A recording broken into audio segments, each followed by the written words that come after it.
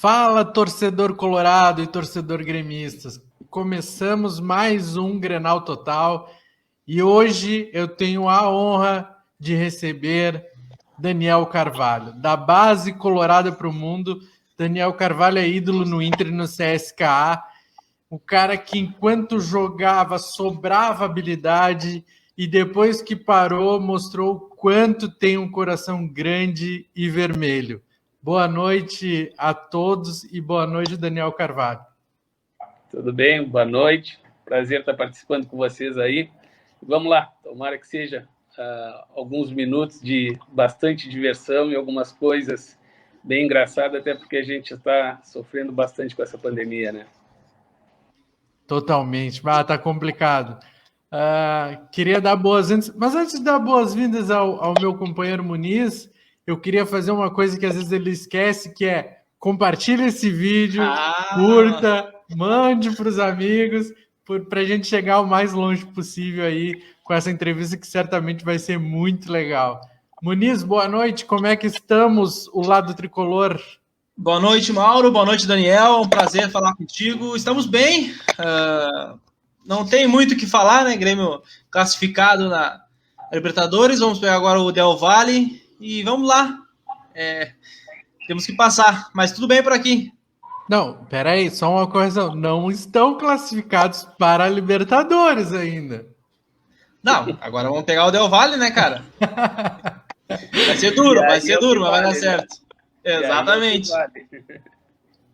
Vai ser difícil, bem difícil. Vai dar certo. Time bom. É bom, Del Valle. Daniel, cara, tu foi um dos meias mais habilidosos que eu particularmente vi com a camisa do Inter. E muito disso ele vem do salão, né? E o teu pai jogava futsal, inclusive. E tu começou lá. Como tu saiu das quadras e foi para o campo? Como foi essa transição para ti? Então, realmente comecei no futsal, comecei criança ainda no futsal, mas eu não me considero assim, não me considerava um dos mais habilidosos, eu me considerava um pouquinho mais inteligente que os outros, né? Porque eu conseguia, graças ao futsal, quando chegava a bola no meu pé, eu já conseguia ter uma leitura de jogo, o que eu ia fazer. Isso daí o futsal ajuda muito. O futsal é muito dinâmico, né? Então, às vezes, tu pega no futsal e tu fica 10 segundos com a bola no pé, é muito tempo. E olha lá, tu tem que ser rápido, tu tem no próprio drible, tem que ser rápido. E, principalmente, jogar o futsal, tu tem que ter muito raciocínio rápido. Isso daí que acabou me ajudando no futebol de campo. Eu conseguia ter uma leitura mais fácil. Então, eu não esperava a bola chegar no meu pé para fazer uma jogada. Eu olhava a movimentação e, quando a bola chegava, eu já sabia o que ia fazer. Eu sabia como estava posicionado o adversário, sabia como eu podia dar um passe achando o atacante no espaço. Então, quando eu pegava atacante inteligente, o próprio Nilmar que eu peguei no Internacional, que era um absurdo de rápido, facilitou minha vida, né? Então, o futsal realmente me deu uma condição de pensar mais que os outros, ou até à frente dos outros. E eu tomei a decisão de ir para o futebol de campo quando eu tinha 13 anos, quando eu recebi a proposta tanto de Grêmio e Inter, e acabei optando pelo Internacional. Nós sabíamos que até hoje o que dá dinheiro é o futebol de campo, não é o futsal. Né? Então, foi uma oportunidade que eu tive e consegui ir para o campo e conseguir colocar muito em prática o que eu aprendi no futsal. Legal, legal. E aí, como é que foi essa tua chegada no Inter, Daniel? Olha, foi legal. Foi legal, mas ao mesmo tempo um pouquinho me traumatizou, vamos dizer assim. Eu cheguei com 13 anos no Inter e naquela época não era o conforto que hoje as concentrações e os clubes têm, né? Nós éramos uma situação muito precária. Eu cheguei em 96 para 97, dezembro de 96. E aí eu dormia no chão, nós tínhamos armários para dividir, os armários eram fechados com cadeado, não tinha ventilador, não tinha ar-condicionado. Muitas vezes no verão a gente dormia na rampa do Beira-Rio, levava os colchões para a rampa e dormíamos na rampa. Então, antes de tu dormir na concentração principal, tu dormia nas trevas, a gente brinca, né? Que era embaixo da arquibancada, onde só tinha água gelada e colchão no chão. Então, a gente passou, principalmente eu ali naquela época, nós éramos com 80 crianças morando dentro da concentração. Muitas vezes não tinha o lanche da noite, porque era um pão por atleta, e quando vê, sumia o pão, porque a gente ia para a escola e quando voltava da escola de noite já não tinha mais o lanche, sumia. Então, claro, passamos poucas e boas, né? Mas peguei uma galera boa na concentração. Hoje também a concentração é totalmente diferente, já tem ar-condicionado. Quando eu saí ainda do Internacional, já com 18 para 19 anos, que eu fui para o meu primeiro apartamento, nós já estávamos morando numa concentração que era 3 jogadores por quarto e tinha ar-condicionado. Então, eu peguei a fase final, onde começou a melhorar e evoluir a categoria de base, né? E, eu, como eu falei, foi um pouquinho traumatizante para mim, porque no meu primeiro dia eu cheguei, estava deitado no chão, aquela coisa, saudade da família, recém tinha chegado em Porto Alegre, 13 anos, eu estou dormindo, e tinha um jogador da base do juniores do Inter, que era o Ney, que chamava. E esse jogador era uma promessa que poderia chegar no profissional até. E eu estou dormindo, ele me dá um banho de água gelada. Imagina, eu lá, criança, 12 para 13, ele me dá um banho de água gelada comigo dormindo no chão. Nossa! Eu já desci chorando no departamento amador, já querendo ir embora, pedi para ir embora. E foi onde que era o Fernando Carvalho, diretor da base, né? O Fernando Carvalho foi, me abraçou, o Flávio, que era o coordenador na época, que depois chegou a ser preparador físico do profissional, também me abraçou e disse, não, vamos lá, vamos fazer uma reunião. Juntaram aquelas 80 crianças na concentração e o Fernando Carvalho falou, quem chegar perto do Daniel, manda embora. Até porque eu cheguei com uma promessa no Inter, né? Então o Fernando Carvalho não queria, daqui a pouco, perder por causa de uma bobagem. Sim. Então, cheguei como uma promessa e aí o Fernando Carvalho comprou a briga por mim. E aí eu, praticamente, no primeiro dia, com 12 para 13 anos, eu virei o chefe da concentração. Ninguém chegava perto de mim. Acho que o pessoal não gostou muito, já que deve ter ficado um pouquinho bravo comigo, mas não deu nada. Aí acabei morando 5 anos dentro da concentração do Beira-Rio. Passou por lá vários jogadores, Lúcio, Fábio Coquembach, Fábio Pinto, vários jogadores que tiveram depois no profissional. Eu tive a oportunidade de morar com eles dentro do Beira-Rio. Resumindo um pouquinho da minha infância antes de chegar ali na categoria de base. Se deixar, eu vou ficar falando até amanhã, mas pode me interromper. Tu falou sobre... Não, pode lá, vai lá, Mauro. Não, tu falou sobre a transição que tu passou, né, cara? Hoje, na tua época, a chance que os jovens jogadores tinham era a chance da vida, né? E hoje em dia não é a chance da vida, porque é a questão de empresários, sempre colocando o jogador em um time. E como é para ti, sendo um jovem, sozinho, receber de um dos cabeças do clube, cara, ninguém encosta nesse atleta, porque quem encostar nele vai embora. O que isso te ajudou a ter mais confiança, a saber que, tipo, cara, eu tenho um cara que tá fazendo um papel de pai para mim aqui. Como isso foi importante para ti? Sem dúvida nenhuma me ajudou bastante, né? E o Fernando Carvalho era muito respeitado ali no departamento amador. E quando eu cheguei no Internacional ali, a gente chamava de PF, que era o salário por fora. E isso na base do Internacional nunca existiu. E eu cheguei sendo o primeiro atleta a receber salário. Que eu me lembro até hoje, meu primeiro salário no Internacional era um salário mínimo que custava R$120 naquela época. Então, eu cheguei na base do Internacional já recebendo salário, coisa que nenhum jogador na base recebia naquela época. Nem jogador da categoria juniores, vamos dizer assim. Todos os jogadores jogavam praticamente por uma oportunidade no profissional. E eu já cheguei recebendo salário. Então, eu já cheguei como uma promessa. Inclusive, vocês vão lembrar o Ismael, que era o lateral esquerdo, que jogou no profissional, jogou junto comigo. Inclusive, jogamos grenais no profissional juntos. O Ismael era atacante. Então, jogava o Ismael como atacante e o Saraiva era o meio-campo. O Saraiva era uma grande promessa também da base. E quando eu cheguei no Inter, o treinador, que era o Marcelo falou para o Ismael, Ismael, ou tu vai para a lateral esquerda ou tu vai ser reserva, porque o Daniel está chegando, o Daniel chega para jogar.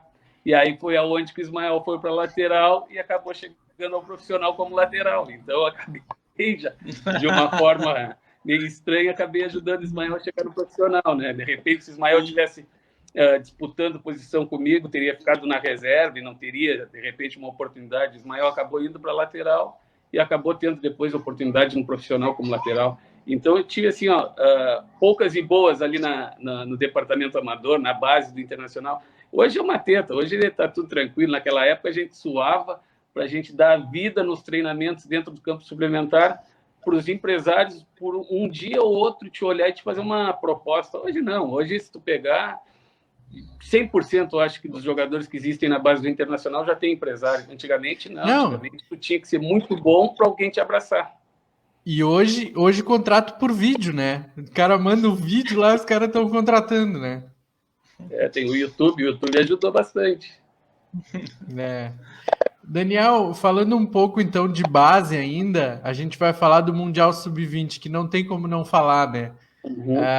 Tu defendeu a seleção brasileira principal, mas eu acho que o teu maior mérito foi com a seleção Sub-20 naquele Mundial, que foi conquistado em cima da Espanha, que tinha o Iniesta, que tinha o Juan Fran, que está no São Paulo, inclusive, né? O Telo, enfim. Qual é a sensação de vencer com a camisa verde-amarela uma competição? Se ela é diferente de que para um clube, por exemplo? Olha, eu fui para o céu ao inferno com a seleção, né? Num período muito curto, porque nós conquistamos em dezembro o Mundial com a seleção Sub-20, ganhando da Espanha, 1-0, gol do Fernandinho, que é o jogador do Manchester City, né? E então aquilo ali foi um momento muito especial. Em janeiro eu fui convocado, eu e mais 4 jogadores daquela seleção Sub-20 para jogar o pré-olímpico Sub-23 no Uruguai. E foi a primeira vez ou segunda vez na história que a seleção brasileira não conquistou uma vaga olímpica. Nós tínhamos que empatar com o Paraguai e acabamos tomando um gol, perdendo 1-0 e ficamos fora das Olimpíadas. Então, tu imagina, já em dezembro eu era campeão mundial Sub-20 e em janeiro eu já estava fazendo um dos maiores fiascos da seleção pré-olímpica. Mesmo eu sabendo que aquela seleção era até a Sub-23, onde tinha Fábio Rockenbach, tinha Michael, Maxwell, Robinho, Diego, Paulo Almeida, Edu Dracena, jogadores com bastante experiência, inclusive campeão brasileiro, que tinha sido aquela safra do Santos, né? Mesmo assim, eu consegui ser titular naquela seleção e jogar bem o pré-olímpico. Eu acabei não classificando para as Olimpíadas, mas individualmente eu saí muito bem daquela competição. Então, mas não adianta, o nome está ali, está marcado, junto com aqueles jogadores que não conseguiram levar a seleção para as Olimpíadas, mas um mês antes eu tinha conquistado o Mundial Sub-20. Era uma coisa muito bacana, porque, por coincidência, naquele ano, ou nos últimos mundiais, vamos dizer assim, a Sub-17, a Sub-20 e a principal, as 3 categorias tinham sido campeão mundial. Então, a gente fez até quando voltou dos Emirados, a gente parou no Rio de Janeiro e teve uma festa onde estava o Cafu, onde estava, se eu não me engano, o Renan, que era o goleiro da Sub-17, que era do Internacional, e estava o Adailton, que era o nosso capitão, os 3 juntando e batendo uma foto com os 3 troféus, né, do Campeonato Mundial. Então foi uma lembrança bem bacana, mas naquele mês ali, dezembro, janeiro, eu queria um brinco, eu tive do céu ao inferno ao mesmo tempo. Sim. E até aproveitando, na tua visão, qual foi a tua maior conquista? Aí a gente vai falar de título, né? Mais precisamente, como jogador. Para ti, foi a UEFA Cup lá com o CSKA? Foi esse Mundial, né, pela seleção Sub-20? Olha, eu acho que eu tenho os títulos mais importantes que eu posso considerar assim, foi realmente a UEFA, pelo um todo, assim. Se pegar o leste europeu, nunca tinha conquistado uma competição internacional, né, uma competição europeia. E da forma que foi, do jeito que nós conquistamos, realmente foi o título mais importante. Mas depois, junto com que vem atrás, que eu brinco assim, os 2 títulos que eu considero muito foi tanto o Mundial e a Sul-Americana com o Internacional. Eu ganhei bastante títulos na Rússia, mas eu acho que esses 3 títulos, sem dúvida nenhuma, são os mais importantes. Mas a gente nunca esquece também que é um título simples, mas marca a vida do cara, que é aquele 2 gauchão que a gente ganhou em cima do 15 de Campo Bom, que sem dúvida nenhuma, eu acho que ali foi onde começou a me transformar um jogador como profissional. Sim. E não é qualquer um que dá 3 assistências numa final de Copa da UEFA, né, cara? Tem que respeitar. 4, não, mas aquele jogo eu dei 4, eu brinco, porque o gol do Rogério do Sport, a bola bateu no meu pé, a bola bateu no meu pé, sobrou para ele e ele fez o gol. Aí depois eu dei mais 3 assistências, então eu brinco que eu dei as 4 assistências que eu dei naquele jogo. Aquele dia estava iluminado, era só sair do pezinho que era gol. Pior que foi, eu acho que foi um dos melhores jogos que eu fiz, e nós acabamos aquele primeiro tempo perdendo 1-0 para o Sport. E, por coincidência, sempre antes da competição, já tem o sorteio do estádio da final, tanto da Champions League como da UEFA. E naquele ano, a coincidência era que a final ia ser em Portugal, no estádio do Sport. E aí o Sport foi passando, nós também fomos indo. Quando veio a coincidência, o que deu? No estádio do Sport, contra o Sport na final. Aí acaba o primeiro tempo, nós perdendo 1-0. O time do Sport, um baita de um time, Tinga, Rogério, Liedson, Fábio Rockenbach, era um baita de um time, Ricardo Pinto, que era o goleiro depois que jogou a Eurocopa, Mundial, Copa do Mundo, enfim, e nós conseguimos virar o jogo no segundo tempo, 3-1, com 3 assistências minhas. Eu acho que foi, pela história toda, como chegamos naquela final e como ganhamos, eu acho que por isso que me marca bastante. Sim. Teve outra atuação bem memorável, né, Muniz? Vai lá. Cara, Grenal 3-5-3, até o comentário do Janderson aqui, Daniel foi a chave que virou a gangorra da dupla Grenal. Cara, eu lembro, um Grenal chuvoso, uma chuvarada, um jogo feio, primeiro tempo muito feio, e, cara, aquele Grenal, tu até comentou em outras entrevistas, né, que mudou a tua vida, né, pela tua atuação, pelo gol aos 41 do segundo tempo, a virada do Internacional. Tu ainda lembra como foi a repercussão do pós-jogo? Cara, eu só lembro que eu fui para uma churrascaria jantar com a minha mãe, depois da churrascaria eu fui para a noite e no outro dia eu entrava ao vivo na RBS. Eu tenho uma cara toda inchada. Aí eu me lembro, eu era novo, né? Eu era gurizão, e aquele jogo me marcou bastante porque eu brinco, né? Que o que eu consegui com o torcedor do Internacional, o meu reconhecimento dentro da torcida, foi pelo Grenal. Então, eu acho que se tu pegar o torcedor do Inter e perguntar, vem cá, eu estava na final da Sul-Americana, daqui a pouco, em 2008, pouca gente vai lembrar, mas daquele Grenal muita gente lembra, né? Então, foi um momento que o Inter estava com muita dificuldade. E aí, se tu pegar também, botar no papel o que era o time do Grêmio, era Luiz Mário, Tinga, Darley, Anderson, Anderson Polga também estava, o Anderson lateral, Claudio Miro, o Amaral, era um baita de um time, o time do Grêmio. E nós éramos uma base que estava começando, o Muricy estava começando a tentar implantar uma filosofia, um time mais jovem, não tinha dinheiro para investir. Se nós pegarmos ali que começou aquele jogo contra o Grêmio, tinha o Clayton que veio da base, tinha o Vinícius que veio da base, tinha eu, tinha Ismael, tinha Thiago Matos, tinha Diego, Cleiton Xavier. Aí eu estou falando de 7 jogadores que participaram e que vinham da base. Aí, claro, tinha o Sangalete, que era mais experiente, o André Cruz, mais experiente, o Flávio, que saiu no intervalo, também já era mais experiente. Aí eu tinha que entrar para aquele jogo, eu e Jefferson Feijão no ataque, nós tínhamos que ganhar. Mas deu certo. No segundo tempo, a gente saiu perdendo aquele jogo, mas no intervalo o Muricy já colocou o Cleiton Xavier, que fez toda a diferença naquele jogo. E eu brinco até hoje que aquele Grenal eu acho que é o que me transformou assim, uma pessoa querida perante o torcedor colorado. Eu vou inverter aqui até a ordem aqui do nosso script e vou falar sobre CSKA e Spartak ou Inter e Grêmio. Qual clássico mais surreal que tu já disputou? E eu nem vou citar aqui Palmeiras e Corinthians, que tu também já jogou, né? E Galo e Cruzeiro também, mas esses até já vou descartar. Qual o clássico mais emocionante, assim, mais difícil, ou com uma atmosfera assim mais forte? Eu acho que o Grenal, eu acho que por tudo que gera, por eu ser do Sul, por eu ser gaúcho e viver desde a categoria de base como é que era um Grenal, eu acho que é o mais importante e o mais difícil. O CSKA e Spartak era um clássico absurdo que existia lá, mas é o seguinte, CSKA e Lokomotiv também é um clássico, CSKA e Zenit também é um clássico, e lá eles têm muita confusão entre eles, torcedor, vamos dizer assim. Mas eu já cansei de perder clássico na Rússia, acabar o jogo, eu sair no meio da torcida, pegar meu carro e ir embora. O torcedor jamais faltou respeito, nem o adversário, nem o torcedor do CSKA, muito pelo contrário. Nós lá tínhamos essa tranquilidade. O jogador que estava atuando podia perder clássico, saía no meio da torcida tranquilamente e ia embora. Se tu vai perder um Grenal, tu vai sair no meio da torcida, coitado, tu nunca vai conseguir sair.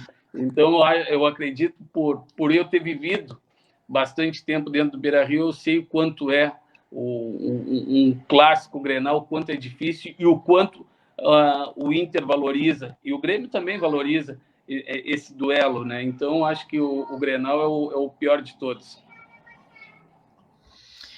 E falando em Rússia, o pior Daniel... e o melhor, né? Se ganha é o melhor, se perde é o pior. Exatamente. Não, até falando um pouco sobre o Grenal, que o Inter ganhou, a base é algo muito difícil hoje em dia, ter tantos jogadores da base no principal, né, cara? Tu falou Diego, Ismael, Cleiton Xavier, tipo, jogadores que vieram da base e, enfim, tinham que jogar até pela situação do Inter, né? Uma situação bem delicada. Mas ganhar um Grenal com a maioria dos jogadores da base é algo, cara, fantástico, né?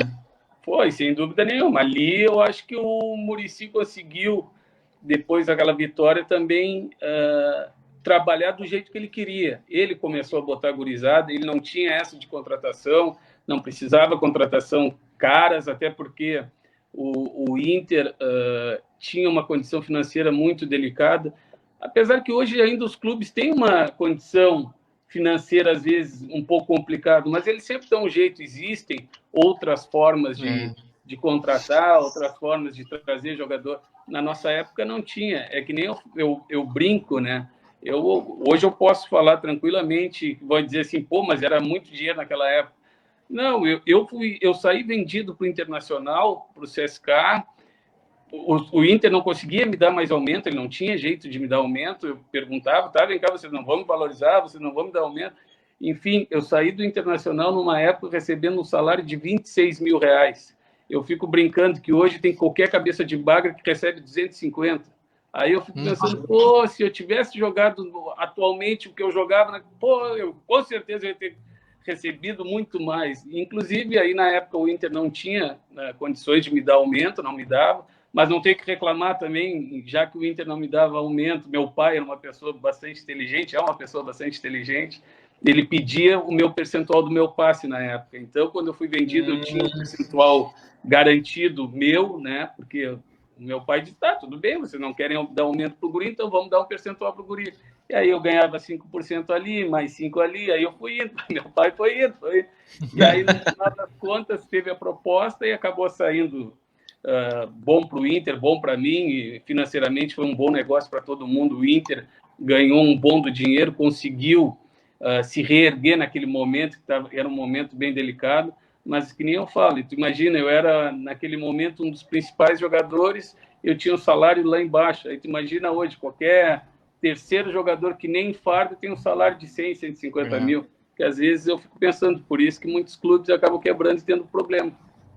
Exatamente. E, Daniel, tu sai do Inter, vai para o CSKA no momento em que não era muito comum os brasileiros irem para a Rússia, né? Hoje já é mais comum, até tradição, em muitos casos. E tu foi o primeiro, tu era o único brasileiro no CSKA. Como foi essa adaptação? E houve algumas propostas de outros clubes antes disso?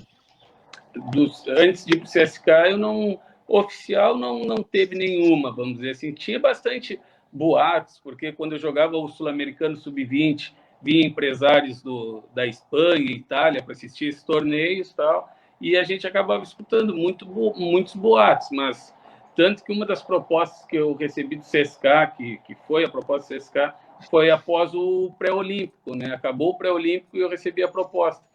Então eu cheguei, tive bastante dificuldade no primeiro ano, eu era o único brasileiro na equipe, e depois chegou um argentino, o Ferreira, que ficou lá, mas aí, mesmo assim, eu tive praticamente o primeiro ano não joguei. E o que acontece? Quando tu sai do Inter, que foi o meu caso, que saí pela porta da frente como um ídolo naquela época, a primeira coisa que a gente quer fazer é retornar, né? Não joguei, fiquei um ano aqui, não joguei, e eu sei que lá a torcida do Inter está me esperando de braços abertos. Mas aí eu digo, não vai ser assim que eu vou conduzir.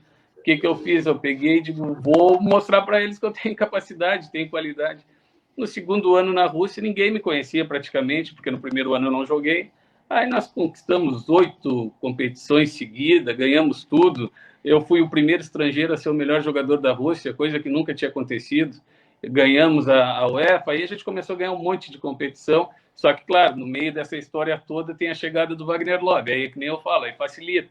Aí, quando tu pega um jogador inteligente na tua frente, eu não precisava nem enxergar, eu só olhava assim, já sabia onde estava o zagueiro, botava no espaço e já sabia que o Wagner ia chegar com tudo e acabava fazendo um monte de gol.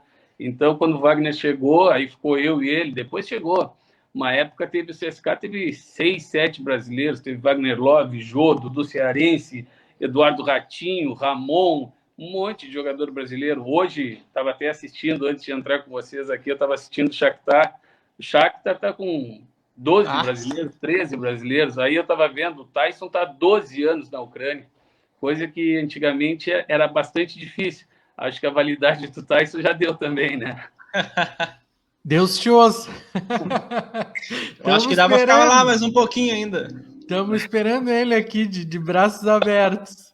Daqui a pouco ele está aí para fazer o terror. Daniel... Não se assuste que eu liguei a luz, tá? Não, ficou show. Daniel, em uma entrevista recente tua, tu disse que tu foi um jogador preguiçoso, que tinha talento, e que isso é incontestável, né? Mas que não tinha talvez a disciplina que se exigisse, né? A gente vê em alguns casos, claro, nas devidas proporções, algo parecido com jogadores tanto do Inter como do Grêmio. Jogadores que vão lá, estouram, fazem um jogão e que aí talvez no treino não rende e que aí às vezes no recesso ali volta um pouco acima do peso.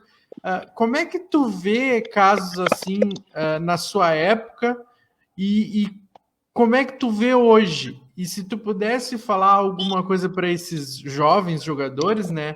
O que tu falaria? Aquela história que todo mundo sabe, que a carreira de jogador é curta, né? Então tem que aproveitar ao máximo.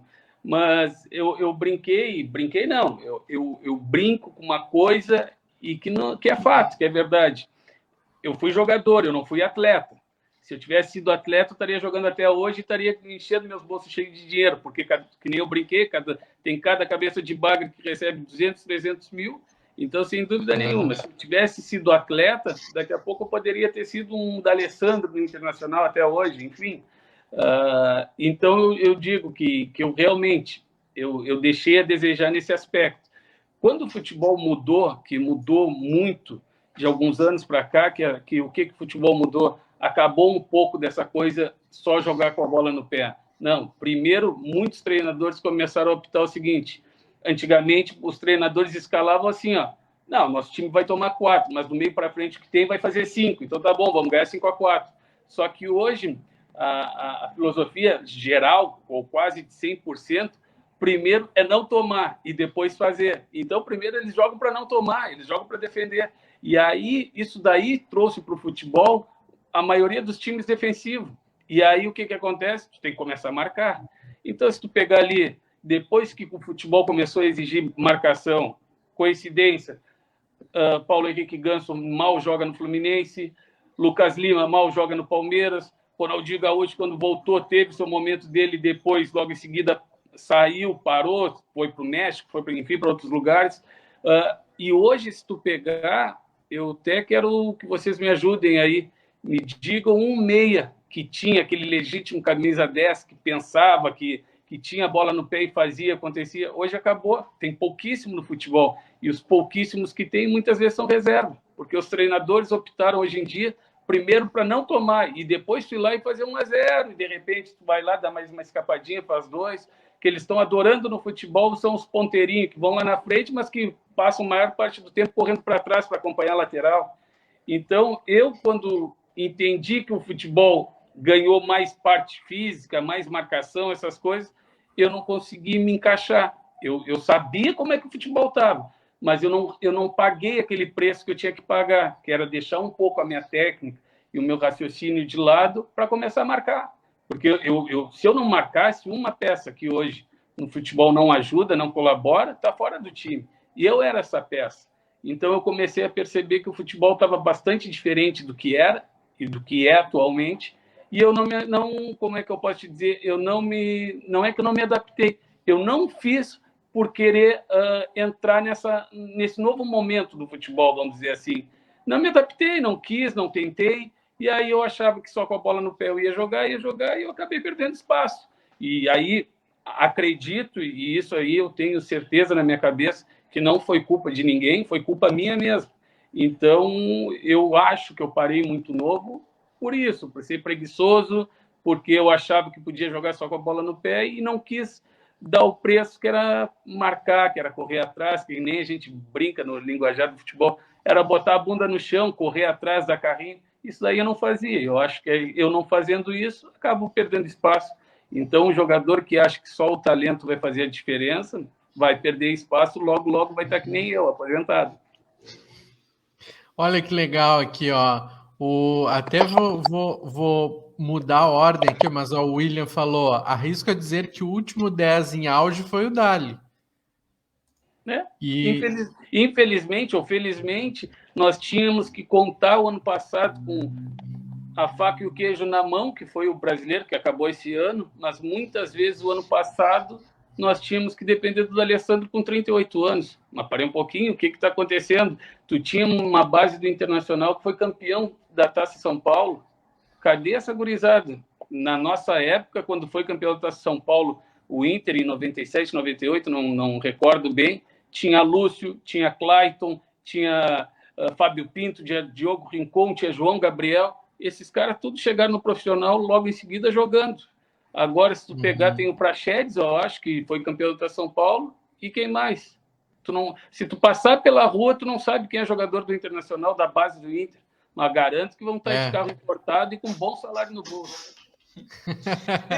Hoje não sei até que ponto vale a pena ganhar a Copa São Paulo se os caras não vão subir.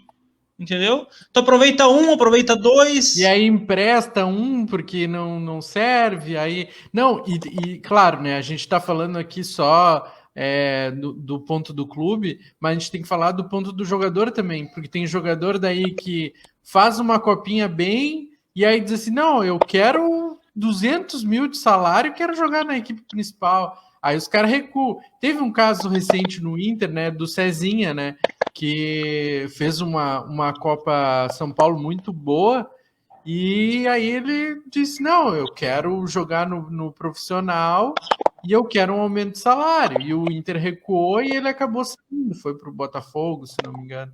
Então também tem isso, né? O olho também cresce. Tem muito a ver a diretoria, com certeza, em ter um projeto com essa gurizada, em valorizar essa gurizada, mas também tem que nem eu falo, umas malas sem alça que dá até raiva. Manda jogar lá nos Três Coquinhos da Serra, porque é que nem eu falo, ganha uma Taça São Paulo e se acha os caras, sabe? Eles têm que saber que, cara, é uma oportunidade que mais cedo ou mais tarde vai chegar para eles, mas eles têm que estar no bolo. Eles têm que estar no bolo, eles têm que estar ali no profissional, têm que estar treinando. E sempre que treinar, tentar dar o máximo. Eu brinco que foi uma vez o Parreira me convocou. Quando o Parreira me convocou para o profissional, me levou para jogar uma partida, primeiro jogo da Copa Copa pelo Brasileiro, eu tinha jogado dias antes pelos juniores contra o Guarani de Venâncio. Isso num final de semana, num sábado. Na quarta-feira eu estava jogando pelo profissional contra o Botafogo de Ribeirão Preto, pelo Brasileiro. E aí ele me viu jogando na base e me subiu dias depois, eu e o Leandrão já chegamos jogando. E o que eu queria contar para vocês desse fato? Teve um Grenal que ele me convocou para o Grenal por causa de um rachão. Tu imagina, eu estou ali chegando no profissional, pô, tem brasileiro, tem Grenal pelo brasileiro. Enquanto os caras estavam dando gargalhada no recreativo, eu estava dando a vida. Acabou o Parreira me disse: Daniel, tu vai pro Grenal, sabe por quê? Eu digo: por quê? Só pelo teu recreativo. Aí tu pega esses jogadores, acho que tem a faca e o queijo na mão, que vão chegar no profissional, já tem um tapete vermelho para eles chegarem desfilando no campo. Não, meu filho, bota a bundinha no chão, porque se tu não aproveitar a chance de estar lá no meio deles e tu não correr atrás, vai ser mais um jogador que podemos citar vários nomes, claro, que até é deselegante da minha parte, que eu não vou citar nomes, mas quantos jogadores do Internacional que tem contrato de 5 anos, 4 anos, que aí para no Ceará, para no Goiás, para na Ponte Preta, para no Fortaleza? Tá, mas vem cá, e tu teve anos na base do Inter para quê? Para ficar pingando nos outros clubes? E tu não vai vestir a camiseta do principal clube que tu te criou, e isso que me incomoda. Mas aí tem a força dos empresários. O empresário pode pegar, não tá jogando, pum, leva para tal clube. Eu não sei se tem talento, mas eu escuto bastante, então eu fico lá, o meu ouvidinho sempre está prestando atenção. Sério que tem esse jogador do Inter que é muito bom jogador, o não sei o que, Pato. E agora mal chegou do empréstimo, já emprestaram de novo. Tá aí. E aí o que está acontecendo? Quem é o errado nessa história? É a diretoria? É o jogador? E aí, alguém deve ter culpa nisso daí. Mas que se todo mundo falar bem do cara, por que o cara não tem oportunidade no profissional? Vocês podem me responder. Não, esse caso aí é para ser estudado mesmo, porque o que acontece? Nem o torcedor e nem o jogador queria ser emprestado. Ele voltou de um empréstimo da Ponte Preta e ele jogou agora esses primeiros jogos do Gauchão, né? Que tá o time da base, né? E ele jogou bem, e é um jogador que parece ter um possível potencial. E ele foi agora novamente emprestado a contragosto. Ele não queria ser emprestado. Não, aí tu empresta um cara, tu empresta o Guilherme Pato, daí depois tu contrata outro jogador, dando 300, 400 mil e alega, o calendário é apertado, tem muito jogo e tal, mas, cara, tu acabou de emprestar um guri e contratou um cara pagando 300, 400 mil por mês. Entendeu? Essas coisas que não dá para entender no futebol. Por isso que eu não sinto falta do futebol. Cara, ontem eu assisti, foi ontem ou anteontem o jogo do Grêmio da Libertadores? Foi anteontem. Ontem. Cara, olha a gurizada do Grêmio recebendo oportunidade para jogar Libertadores. A oportunidade que eu tinha antigamente era para jogar pelo rolinho do Internacional contra o Guarani de Bagé, contra o São Gabriel. Era a minha oportunidade. Aí hoje os caras têm a oportunidade de jogar Libertadores e aí acham que tá ruim, querem achar que tem... Meu Deus do céu, é outra época, não adianta. Por isso que às vezes eu fico pensando, cara, tem cada coisa no futebol que a gente não consegue entender. Se eu estivesse jogando essa época, daqui a pouco eu estaria rindo agora. Não, e tu sabe que... A gente comentou isso em off, né, Muniz? A gente falou no WhatsApp, a gente disse assim, cara, o Daniel Carvalho surgiu numa época errada, porque hoje é um cara que já tá em time muito grande na Europa, porque não tem mais Daniel Carvalho, né? Diminuiu bastante. Exatamente.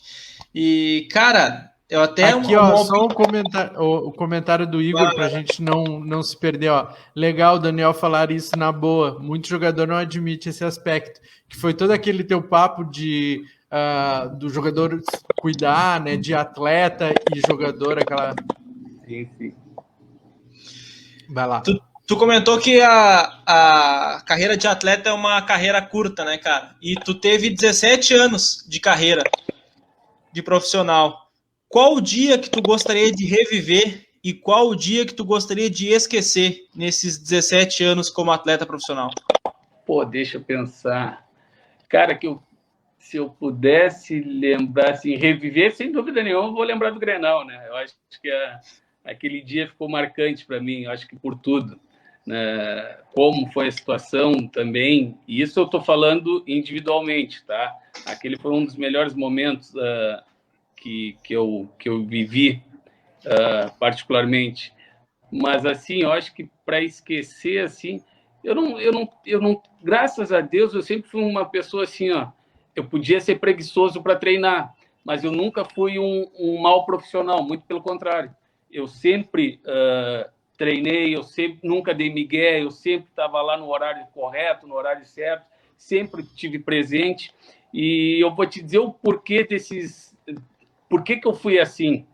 Quando eu tinha sido convocado pela primeira vez para Sub-17 na seleção brasileira, eu tinha 16 anos. E eu recebi a notícia, Daniel, tu está convocado e tal. Pai, eu tipo, beleza, minha primeira convocação da categoria de base da seleção. E eu, numa terça-feira, tinha treino 2 turnos do juvenil, e eu morava na concentração do Beira-Rio, e eu não acordei. Peguei no sono, dormi, eu não fui para a noite, eu não saí, não fiz nada, eu simplesmente me dormi, não acordei para o treino. E quando eu desci para treinar de tarde, fui lá, o treino já estava rolando de manhã, não me deixaram treinar, aquela história toda, e aí eu fiquei fora.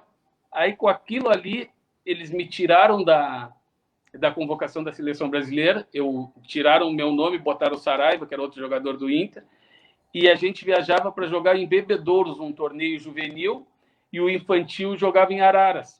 Então eu era infantil, mas já jogava no juvenil, e eles me mandaram jogar em Araras, então me levaram para Bebedouros.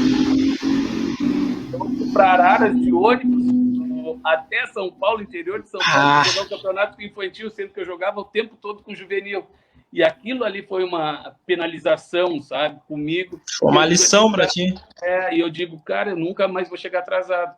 E eu comecei, quando eu fui para a Rússia, eu tinha aquele jeitinho brasileiro. Se a saída é 8 horas do ônibus para sair para treinar, eu chegava 5 para as 8.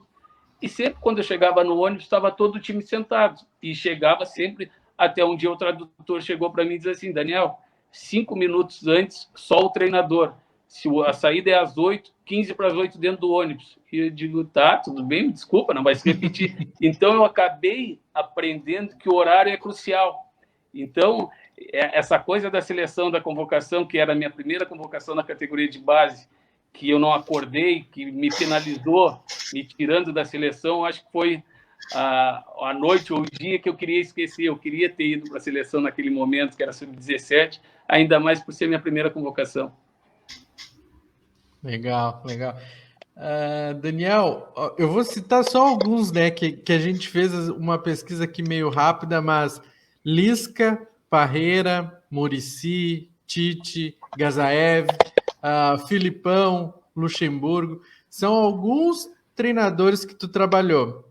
E aí eu queria te perguntar, até a gente já falou um pouquinho sobre isso, como é que tu vê o trabalho hoje dos treinadores e se os técnicos brasileiros eles estão evoluindo ou se estão retrocedendo? E qual foi o melhor treinador que tu trabalhou? Cara, com o Lisca eu trabalhei bastante tempo com ele na base, né? Quando eu trabalhei com ele no profissional, ele era auxiliar do Guto. Era o Guto Ferreira que assumiu o profissional, a equipe principal, e o Lisca subiu como auxiliar. Então, com o Lisca tirando a base, eu não cheguei a trabalhar com ele como treinador principal no profissional, mas foi um técnico que eu adorei conviver ali mesmo de auxiliar. Eu posso te dizer o seguinte, que vários treinadores adorei, conheci, assim, o Cuca também trabalhei, conheço bastante treinador, assim, mas o que eu mais gostava, por ter uma filosofia que vinha da categoria de base, era do Guto. Então, o Guto, toda semana, era cada dia um treino diferente, não era aquela coisa normal que tu sabe, que muitos treinadores já sabem, quinta-feira, dia de coletivo, sexta-feira, véspera de jogo, bola parada. Então, tinha treinadores que tu já sabia direitinho a programação dele. Com o Guto, não. O Guto, sempre, por ter vindo da base, ele conseguiu trazer um monte de coisa diferente do profissional. Então, eu adorava trabalhar com ele, com o Lisca. Mas, assim, tive outros treinadores também que, quando eu retornei para o Brasil, em 2010, definitivo, que eu não queria mais jogar lá fora, eu vim para o Atlético Mineiro por causa do Luxemburgo. Eu sempre tive vontade de trabalhar com o Luxemburgo. Então, foi assim, uma pessoa maravilhosa, me diverti muito com ele, é uma pessoa muito engraçada. O Filipão é outra pessoa muito querida, muito engraçada. Ranzinza, aquele jeito dele, bem grosso, mas o Filipão pega dentro do vestiário e está sempre brincando, uma pessoa muito divertida. Então, posso te dizer o seguinte, que trabalhei com vários treinadores e sempre gostei, sempre curti. A única, não digo mágoa, mas um pouquinho de tristeza que eu tenho foi o que aconteceu comigo no Inter na minha volta em 2008, que foi com o Tite, né? Na época tinha D'Alessandro, Andrezinho, Alex e eu. Nós éramos os meias, né? E aí chegou praticamente, eu e o D'Alessandro chegamos juntos, né? E aí eu falei, olha, eu tenho que recuperar minha parte física, eu tenho que trabalhar a parte física, aquela coisa toda. E aí o Andrezinho machucou, o Alex machucou, o D'Alessandro também estava na parte física, e aí o Tite conversou, tem que jogar um. E aí eu fominha, aquela coisa, tá, eu volto, eu jogo. Tá, mas tu não tá bem ainda 100%. Eu digo, não tem problema, vamos lá, enquanto tiver tempo, bota no campo, eu jogo. E eu acabei voltando bem. Acabamos empatando com o Figueirense, gol do Nilmar, passe meu. Depois tivemos mais 3 vitórias, assim, e eu jogando como titular. E aí, eu não sei se vocês vão lembrar, nós tomamos 4-1 do Vasco no o Cleiton aí furou em bola e entrou. E aí acabamos tomando o Vasco. E logo depois daquele jogo, o Tite falou, Daniel, o D'Alessandro já está pronto, o Alex está voltando, o Andrezinho falou, eu vou te tirar para te voltar a recuperar a parte física e eles vão voltar a jogar. Eu, beleza. Quando eu fui para a parte física e que eu fiquei treinando para recuperar aquela coisa toda, quando eu tive voltei, estou no meu melhor momento fisicamente, o time encaixou. E aí eu acabei não tendo mais oportunidade. Acabei praticamente jogando até as quartas de final. Quem levou aquele time do Internacional na Sul-Americana foi o reserva do Inter. Inclusive o Grenal foi reserva do Inter, que eu acabei fazendo gol, empatando 1-1. Foi 1-1, né, no Beira-Rio. 1-1, que foi gol meu de pênalti. Naquele time ali, nós estávamos com a equipe reserva já. Depois que lá na semifinal e final, que foi contra Boca e Estudiantes, que aí sim entrou a equipe titular do Inter, mas até as quartas de final era o time reserva que jogava da Sul-Americana. E eu acabei não tendo mais oportunidade. Mas também não tem problema nenhum, não tinha, que nem eu brinco, não tive oportunidade porque jogava Alex, jogava D'Alessandro, jogava Andrezinho, eram jogadores com muito talento. Então eu tenho um pouco de mágoa que eu acabei não sendo tão aproveitado, mas também eu tenho minha parcela de culpa, que nem eu falei, em vez de eu focar e querer treinar, trabalhar para ganhar meu espaço, eu sabia que eu tinha 5 meses só de contrato com o Internacional, então eu acabei mais aproveitando a minha família, meu filho que é recém tinha nascido, os meus amigos, eu ficava todos os dias em casa praticamente com meus amigos, ia dormir tarde, então eu acabei deixando a desejar também bastante, eu acabei me acomodando. O que o Tite decidiu, eu acabei aceitando e me acomodando. Eu acho que isso daí foi um problema meu, um erro meu, não vou culpar o Tite, mas eu acho que naquele ano de 2008 ele poderia daqui a pouco ter me aproveitado melhor. Que idade está o teu filho, Daniel? 13 anos, já está com 13. 2008, quando ele nasceu, e eu voltei para o Internacional. E joga bola? Com essa idade, tu estava dormindo lá na rampa do Beira-Rio, olha aí, ó. Não, ele é gaúcho, de Porto Alegre.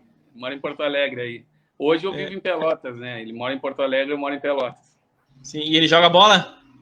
Cara, só quer jogar videogame, é desgraça. É fase de criança, né? Só quer jogar. Mas eu até brinco com ele que ele tem um diferencial, que ele é canhoto. E eu falo, ou o canhoto ele é bom, coordenado, ou ele é muito ruim. Não existe canhoto meia boca.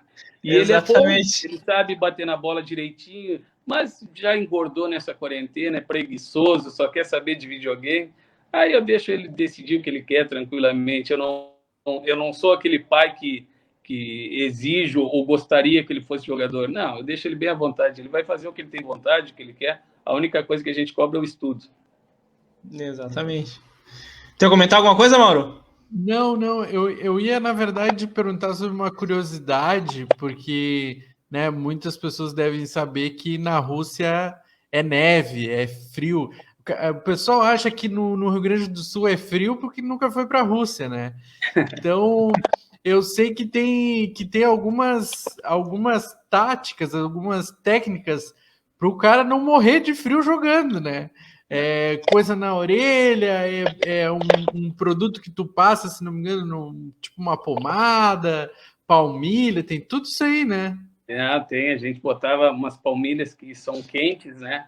E aquelas palmilhas depois endureciam. Chegava para arrancar da palmilha, era quase uma pedra. Então, nós jogávamos de luva, jogava para um protetor de orelha, jogava um protetor no pescoço, jogava tipo uma liga meia calça por baixo. Eu acabei jogando já menos 15 em Moscou, né? Então, dezembro, janeiro é uma época muito fria lá. Então, o que acontecia? Em outubro, novembro, início de novembro, acabava o Campeonato Russo. Só que tinha a tabela da Champions League, e a Champions League ia até dezembro. Então, muitas vezes, a gente tinha que ficar até dezembro para jogar essa última partida. Então, nós acabávamos jogando no menos 15 em dezembro, que era um frio absurdo. Mas acostuma. Mas eu brinco que às vezes eu prefiro pegar o -5, -10 em Moscou do que pegar o 0 graus aqui no sul. Porque aqui no sul é muita umidade, aquele vento é muito gelado. E lá não, lá eu brinco, na Rússia parece ser um ar-condicionado ligado no -10. Então não tem muito vento, não tem muita umidade, então é tranquilo. Então eu prefiro pegar o frio de Moscou lá no -10, tal. Isso para passear, claro, não para jogar. Do que daqui a pouco pegar 0 graus na serra aqui, porque é muito frio, é muito vento. Aí eu não gosto. Prefiro o friozinho de Moscou. Tu sabe, Daniel, eu sou natural de Pinheiro Machado, aí pertinho. E, cara, Pinheiro Machado é um frio, só que é tocado a vento, né? Então, o famoso minuano, assim, é complicado. Eu morei 3 anos em Pelotas aí. Eu tenho um carinho muito grande também por Pelotas. Pelotas é legal. Até vou colocar aqui, ó, que a gente estava falando de videogame, ó. O Igor comentou ali, ó, Daniel jogou muito na minha Master League. Mas hoje eles só querem aqueles joguinhos de lutinha, sei lá qual é o nome, que no computador. Free Fire da vida? Não tem. Aí eles querem me matar do coração. Nem FIFA ele joga. Podia jogar FIFA, mal joga FIFA. Exatamente. Eu jogo FIFA até hoje. Se jogasse Mario Kart, sei lá, Top Gear. Mas não, só quero esses joguinhos de boneco, aí não dá. Eu vou, antes da última pergunta, eu vou ir nas perguntas ali do pessoal, pode ser, Muniz? Claro, vamos lá. Ó, o Igor, novamente, ele até pergunta, Daniel esteve em alguma Olimpíada, né? Até tu tinha comentado sobre isso, né, antes aqui. A única coisa que eu tive pela seleção, que aí eu vou contar essa história que vocês vão rir, vão dizer, eu sou azarado também.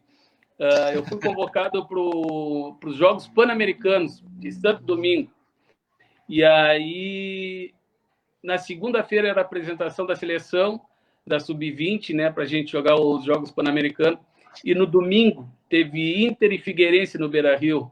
Pô, passe meu, 1-0, gol do Cleiton Xavier. Eu digo, tô bem, véspera da viagem. Pô, pênalti pro Inter. E eu digo, deixa que eu bato. E eu sempre bati de um jeito, inventei de dar uma cacetada, bati de outro. Errei o pênalti, o goleiro defendeu e eu senti a coxa. Abri a coxa, fiquei 30 dias fora, fiquei fora dos jogos, não viajei no outro dia, não me apresentei na seleção. E o melhor de tudo, que aí a bola foi para escanteio, porque o goleiro defendeu e eu senti a coxa. E quem batia a bola parada era eu. E eu digo, e agora? Como é que eu vou bater o escanteio? Aí eu saí meio mancando, eu digo, bati o escanteio, no que eu bati, eu já pedi para sair. Aí o torcedor do Inter acabou achando que eu estava dando migué, aquela história. Aí acabamos empatando, 1-1, Inter e Figueirense. E aí no dia seguinte, já antes de viajar, antes de embarcar, eles, não, Daniel, tu vai direto fazer o exame e dependendo, tu tá fora. Aí fiz o exame, aí fiquei fora dos jogos. E errei o pênalti, pior de tudo. Errou o pênalti, tomou a corneta e não foi para a seleção. Não foi para a seleção. Pô, pelo menos podia ter feito golzinho, né? Exatamente. Nem isso. E pior que eu acho que aquele ano a seleção foi campeã ainda. Só eu fiquei de fora. Que azar. Nossa. Daniel, assinou para jogar o Campeonato das Lendas? A pergunta do Janderson. Assinei. Não tem...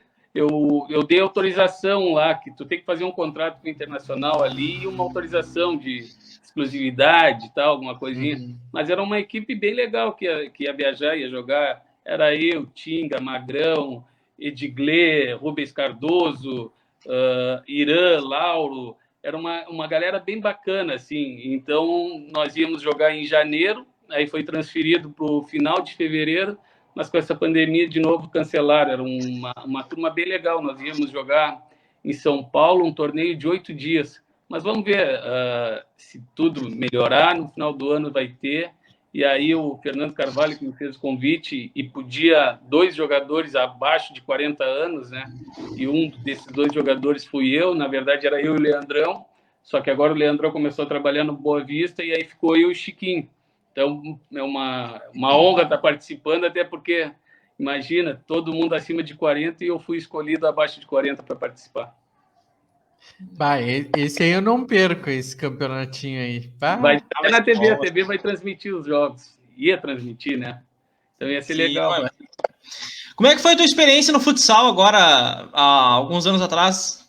Eu curto, eu gosto de futsal, né? Eu me acho bom no pivô ali. Então, eu não sei, eu gosto. Não é só o jogo em si, eu gosto do que envolve tudo aquilo para a cidade, sabe? Para os meus amigos, porque tudo que a gente fez, tudo que a gente montou, era uma galera, tudo amigos, sabe? Todo mundo jogava de graça, todo mundo jogava por diversão. Então, aquela resenha depois dos jogos, aquela viagem de 8 horas no estado de ônibus, isso daí que acabava me fazendo feliz, né? Eu gosto dessas coisas, então jogar na quadra era o de menos. O que gostava era viajar até Vila Maria, que demorava 11 horas de ônibus para ir rindo, tomando chimarrão. Então, é o que eu falo, o que envolve tudo é o que me satisfaz, o que me agrada. Então, foi uma baita experiência. Pena que, muitas vezes, quando eu crio alguma coisa ou faço alguma coisa, as empresas, em vez de colaborar, em vez de ajudar, eles muitos pensam assim, para um pouquinho, se é o Daniel que está fazendo, eu não vou ajudar, ele tem condições. E não é assim que funciona, até porque eu não estou montando negócio para tirar dinheiro do meu bolso, estou montando negócio para reerguer Busca de parceria, futsal. né? Isso, para reerguer o futsal na cidade de novo, para todo mundo. Pô, o futsal de Pelotas tem o Gabriel, que é campeão do mundo de futsal pela seleção brasileira, tem o Juruna, que é de Pelotas, que foi considerado o melhor goleiro do mundo pela seleção russa. Então, tem vários jogadores que saíram de Pelotas. Então, era essa a minha ideia, reerguer o futsal.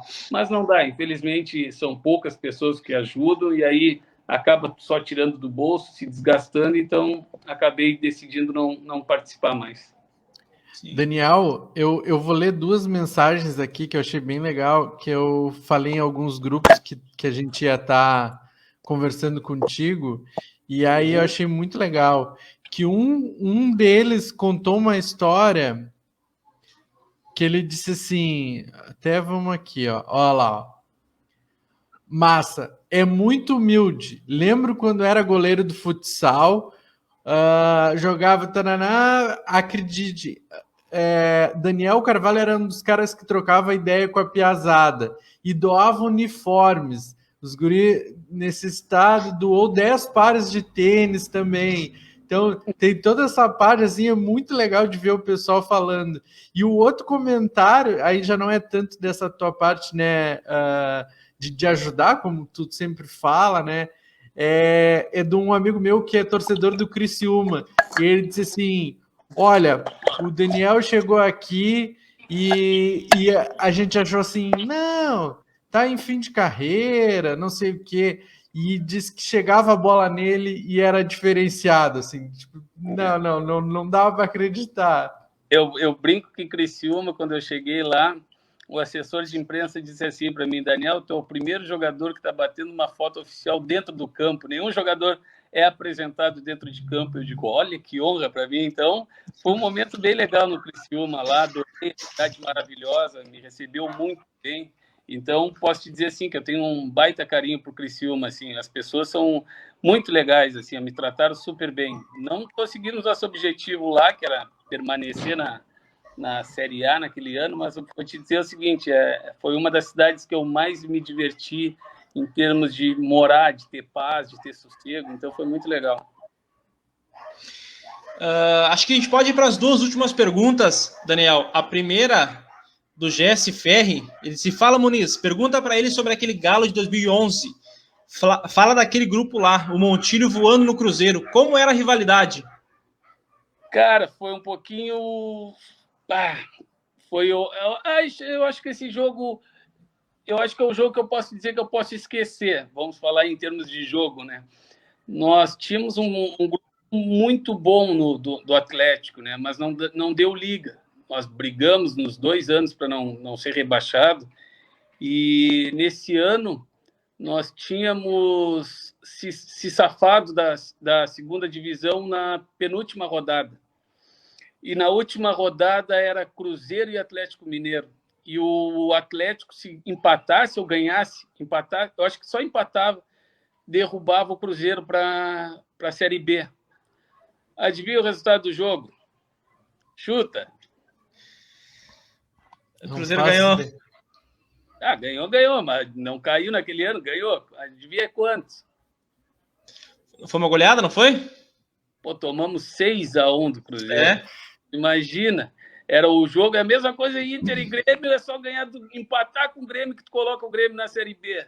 Aí o Grêmio vai e faz 6 no Inter. Tu imagina como a gente ia sair de BH. Putz! Então acho que é o jogo que eu posso dizer assim, para esquecer mesmo, foi essa goleada do Cruzeiro, mas bem legal. O time do Cruzeiro também era um cano. Aquele ano foi atípico também.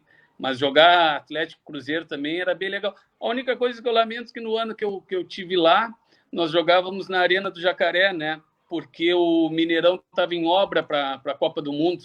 Então não tive a oportunidade de jogar daqui a pouco um clássico dentro do Mineirão. Podia rebaixar os Maria, hein? Tivemos a oportunidade e aí tomamos 6. Nem me fala. A última pergunta.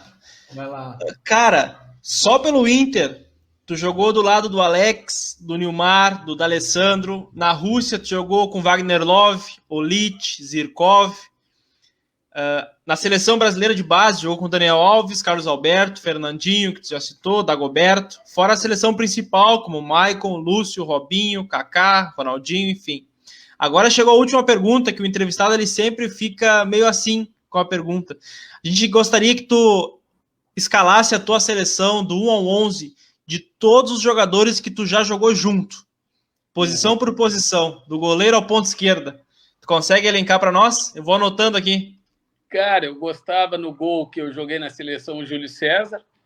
Eu gostava dele bastante, era um cara diferenciado no gol. Era bom, não foi à toa que jogou 2, 3 Copas do Mundo. Enfim, o Júlio César era um baita de um goleiro. Aí o Daniel Alves, eu tive a oportunidade de jogar com ele na seleção sub-20. Aí na zaga, eu vou dizer o Lúcio, gostava do Lúcio. Deixa eu ver, de zagueiro. Começou, parece uma escalação da seleção na Copa do Mundo. Pode ser, mas zagueiro, vocês vão dizer o seguinte, eu vou botar mais 2 zagueiros assim que eu joguei, meu time vai no 3-5-2, eu acho. Pegava gostava muito do Júnior Baiano e André Cruz. Eu joguei com eles no Inter. Então, aí, eu adorava jogar com ele. O Júnior Baiano, enquanto tinha joelho, coitado, sai da frente. Era aquelas tesouras dele que era maravilhosa. Tu é o segundo cara que cita o André Cruz. O Vinícius também tinha citado o André Cruz na seleção dele. Sim, gostava bastante. Aí muito vamos lá. Técnico. Lateral esquerdo, eu gostava do Maxwell, que eu joguei com o Maxwell, que jogava na Inter de Milão, Paris Saint-Germain. Maxwell, aí já estamos em 6, né? Vamos lá, falta 5. De volante eu vou botar, que eu gostava muito, que eu aprendi muito na base ali, o Fábio Rockenbach. Eu gostava bastante de jogar com ele. Era um dos poucos ali na base que batia tanto. Eu vou ter que falar, o Rockenbach, cara, a gente convida ele direto, desculpa te interromper. Ele só dá amém nas minhas mensagens e nunca me responde, cara. A gente quer muito entrevistar o Rockenbach aqui, por favor, se ele tá ouvindo. Ele é bicho do mato, aquilo lá. Eu gostava do Rockenbach, gostei muito de jogar com ele desde a base. Era um cara que já tinha um talento, que era tanto direita e esquerda para inverter o jogo, um absurdo, tanto que foi vendido para o Barcelona, não foi à toa. Aí vamos lá, então aí já estamos com 7. Aí vamos botar um meia, vamos botar só um volante, né? Aí eu gostava do D'Alessandro, podia jogar o D'Alessandro de meia. Aí temos 8. Aí tem que ser, vou botar 3 na frente, então. Eu gostava, gosto, né? Do Nilmar, gostava de jogar com o Nilmar, o que ele fazia ali, deixava ele aberto pela direita. Pela esquerda, eu podia botar o Wagner Love, vou deixar ele abertinho pela esquerda ali, e vou deixar centralizado um cara que eu gosto de ver jogar, tive a oportunidade de trabalhar com ele, e eu acho que não é à toa que mesmo o velho está aí no Brasil, mostrando que é o Diego Souza. Acho que eu joguei com ele no Atlético Mineiro, não só pelo que ele vem mostrando e pelo que eu tive a oportunidade de jogar com ele, e como pessoa, como ser humano, é um cara muito bacana, muito legal. Então, eu acho que eu botaria Nilmar, Wagner Love e Diego Souza aí no ataque para jogar. E eu de treinador, resolvido. Eu ia dizer, vai deixar o Daniel Carvalho fora. O treinador tá ótimo.